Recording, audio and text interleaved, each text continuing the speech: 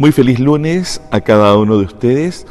Cuando estamos ya en esta tercera semana de Pascua, queremos escuchar y continuar leyendo el Evangelio de San Juan en el capítulo 6, del versículo 22 al 29.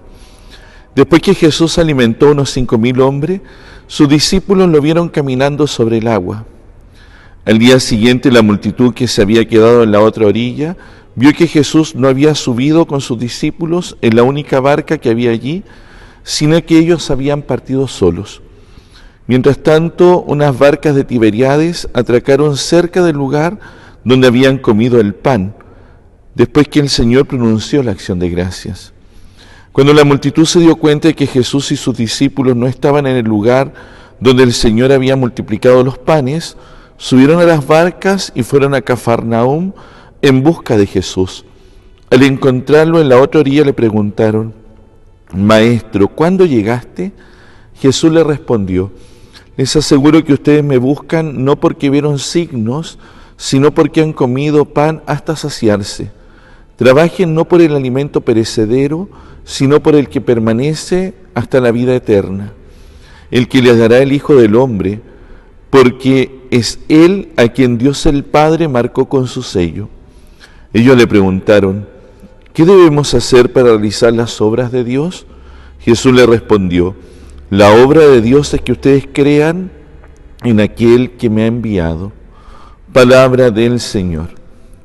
Continúa esta lectura del Evangelio en el capítulo 6 de San Juan, que partimos el viernes pasado con aquel signo de la multiplicación de los panes, aquella multitud enorme. Luego el sábado escuchábamos cómo Jesús había caminado sobre el mar y había llegado donde los discípulos cuando estaban camino a Cafarnaúm en el lago.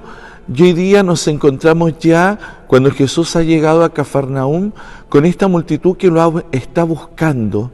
¿Pero por qué buscan a Jesús? Esta es la pregunta que está detrás.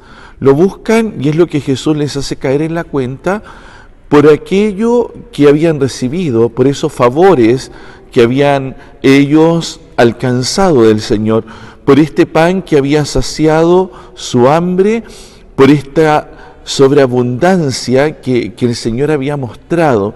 Y entonces al final Jesús lo que les enrostra o les hace caer en la cuenta que a Dios no hay que buscarlo solo por los favores, sino que hay que creer en Él. Y en ese sentido es lo que les insiste: trabajen por el alimento imperecedero, por el que permanece hasta la vida eterna. ¿Y cuál es ese? Hacer la obra de Dios.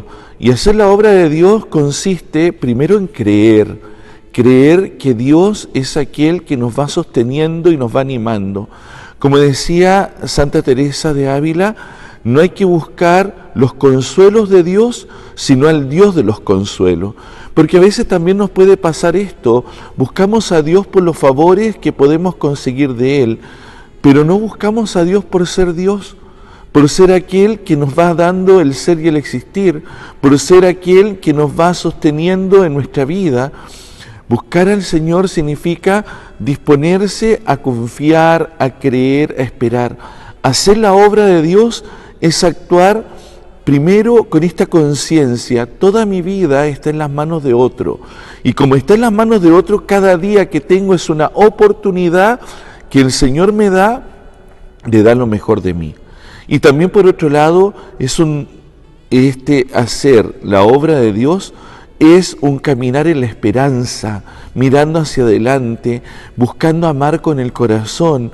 Hacer la obra de Dios, en el fondo, es que mi corazón esté unido espiritualmente con una fuerza a este sentir del Señor, que siempre mira con misericordia, con compasión, que me enseña a perdonar, que me enseña también a que tengo que perseverar, que es aquel que me sostiene.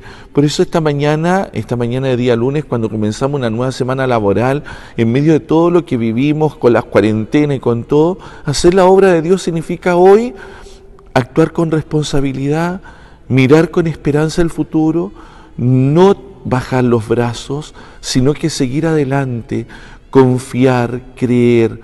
Si a lo mejor hoy día pasamos por un momento de apretura, esto ya va a pasar. El Señor nos sostiene, No busquemos a Dios solo por los favores que vengan de Él, sino sobre todo porque es aquel que nos da la vida y que cada día nos da una posibilidad de ser felices. Que tengan un feliz lunes y el Señor les acompañe.